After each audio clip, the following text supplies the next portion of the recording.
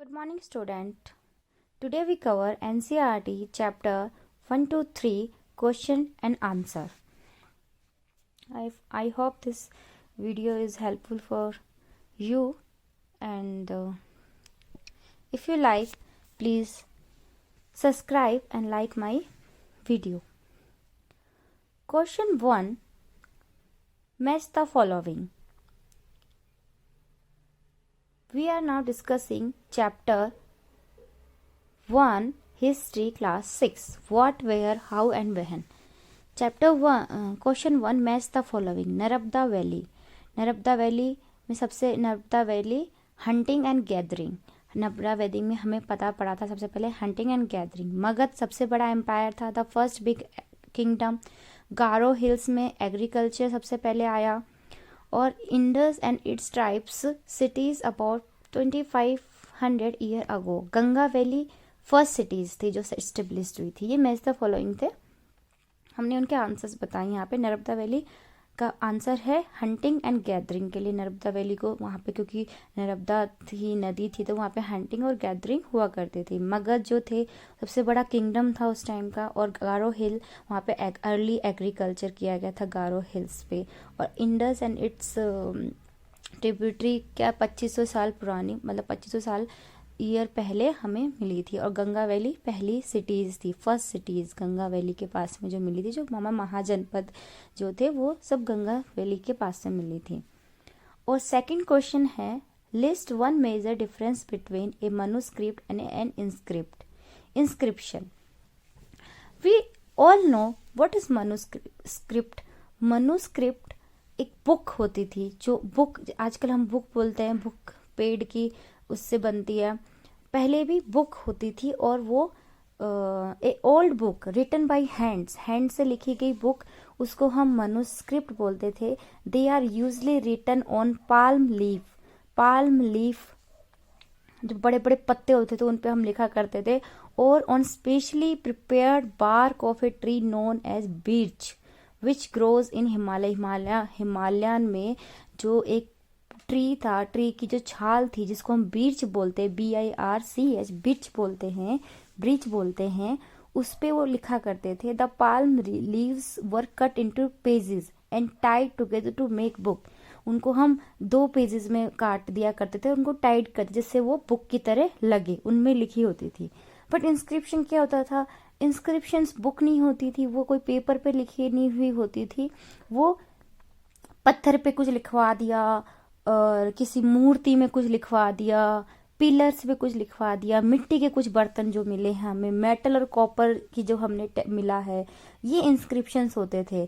Inscriptions are reliable source of history. क्योंकि वो अब बुक्स में क्या लिखा है, बुक्स में हमारे पहले वालों ने लिखा, उससे पहले वाले, वो इतना रिलायबल नहीं है. बट इंस्क्रिप्शंस बहुत ज़्यादा रिलायबल सोर्स ऑफ हिस्ट्री माना जाता है as they come to us in their original form, क्योंकि वो ओरिजिनल फॉर्म में आते हैं. तो इसके डिफरेंस पूछा है सेकंड क्वेश्चन में कि मनुस्क्रिप्ट क्या है और इंस्क्रिप्शन क्या है.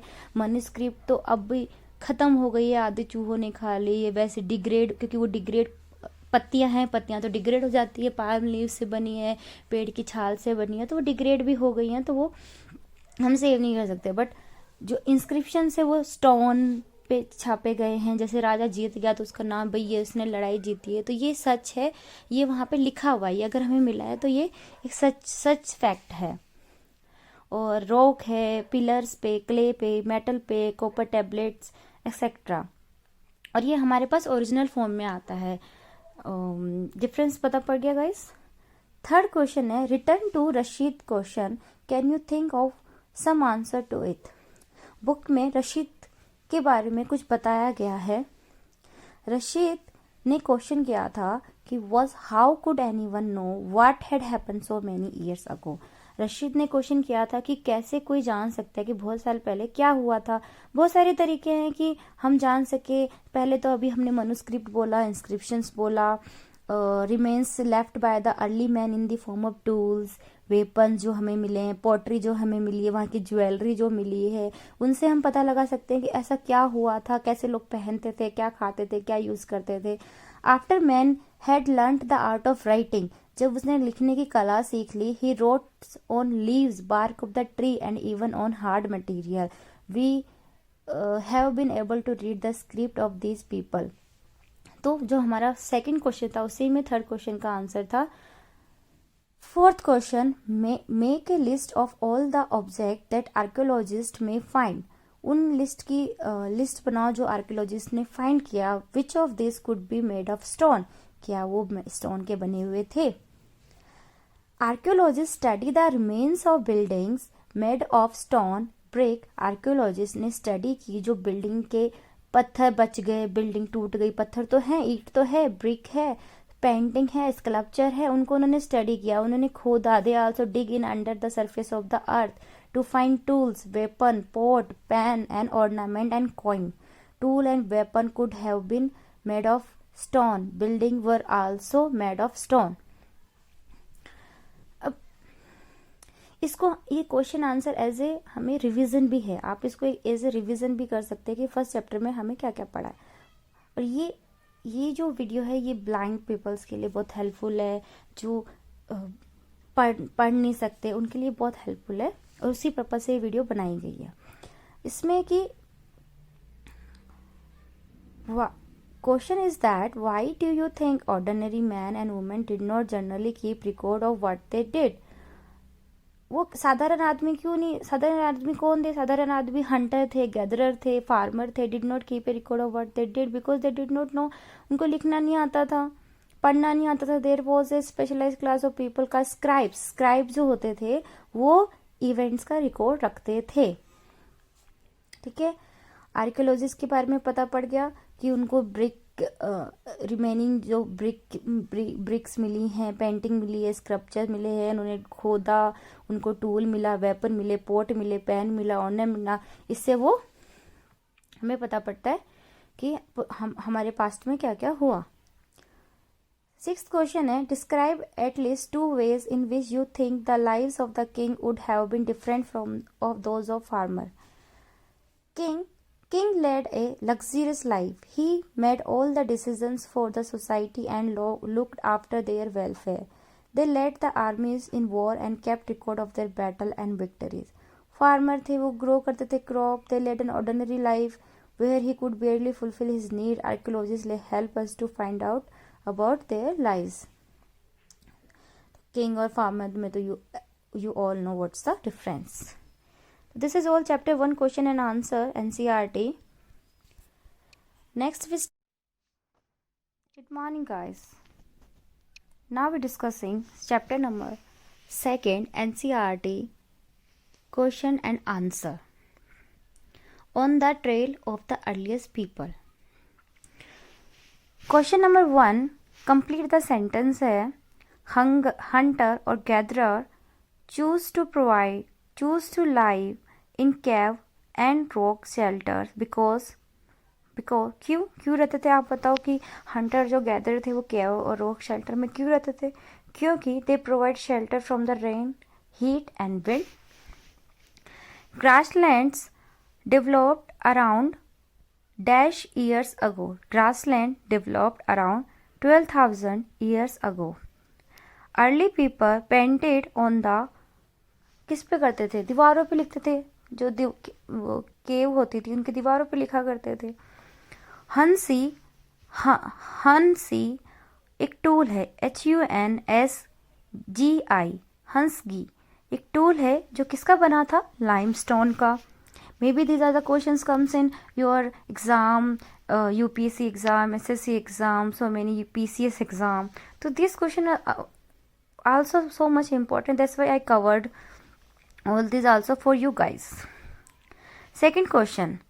Look at the present day political map of the subcontinent on page. Question इसमें है.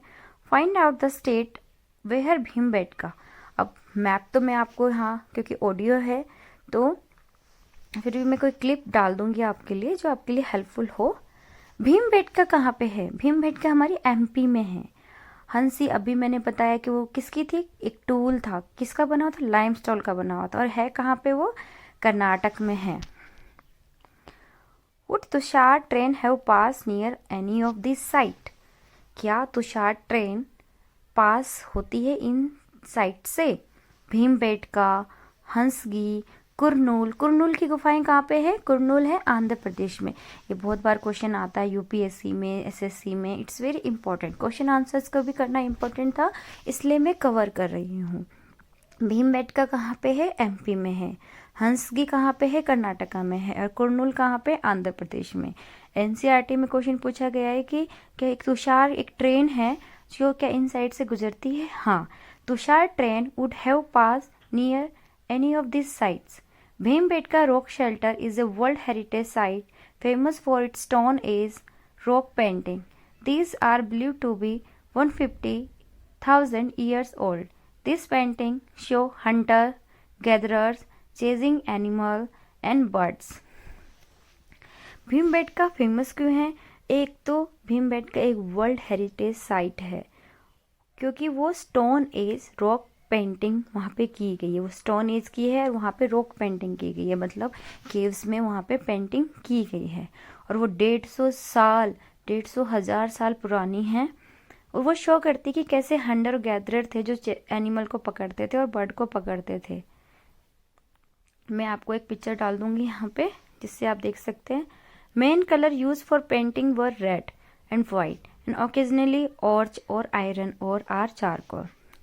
जो मेन कलर यूज किया जाता था पेंटिंग के लिए लाल होता था, वाइट होता था और कभी कभी ऑर्च और ओचरे और आयरन कलर का भी होता था और चारकोल कलर का होता था। ओकेजनली OCHRE और आयरन और एंड चारकोल।